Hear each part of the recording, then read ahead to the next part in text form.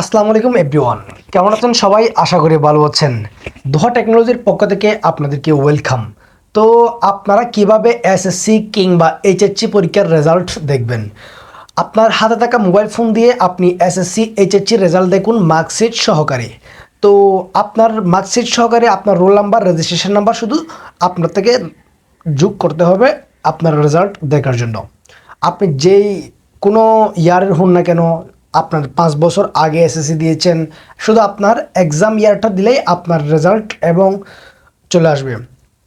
তো আপনার যে কোনো একটি ব্রাউজার ওপেন করতে হবে। ওপেন করলেই আমি আপনাদেরকে ওপেন করে দেখিয়ে দিচ্ছি কিভাবে আপনারা এসএসসি কিংবা এইচএসসি পরীক্ষার রেজাল্ট দেখবেন মোবাইলের মাধ্যমে। So let's get started. তো গাইস, আপনারা গুগল কিংবা ক্রোম ব্রাউজার অথবা যে কোনো একটি ব্রাউজার আপনারা ওপেন করে নেবেন। জাস্ট ওপেন করে সার্চ বারে গিয়ে লিখবেন এসএসসি রেজাল্ট 2024, লিখে সার্চ বারে সার্চ করে দিবেন।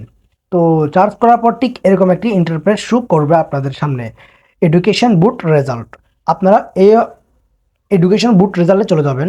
চলে যাওয়ার পর জাস্ট আপনাদেরকে এরকম একটা ইনফরমেশন নিয়ে আসবে, এরকম একটা ফর্মে নিয়ে আসবে। এখানে আপনারা দেখুন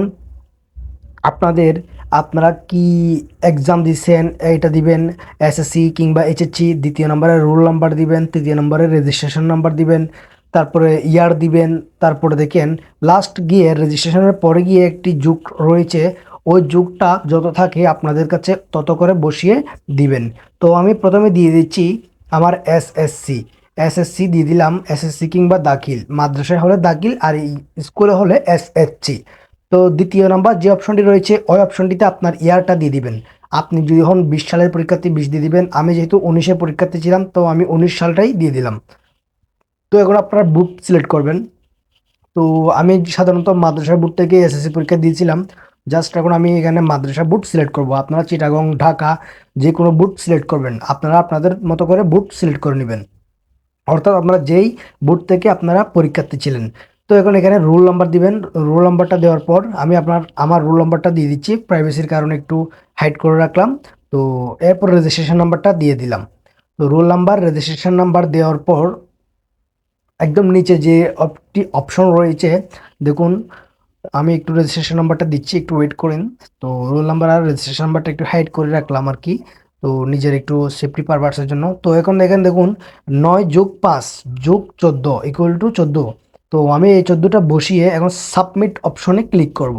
এই যে দেখুন সাবমিট অপশন আমি রেড মার্ক করে দেখিয়ে দিচ্ছি।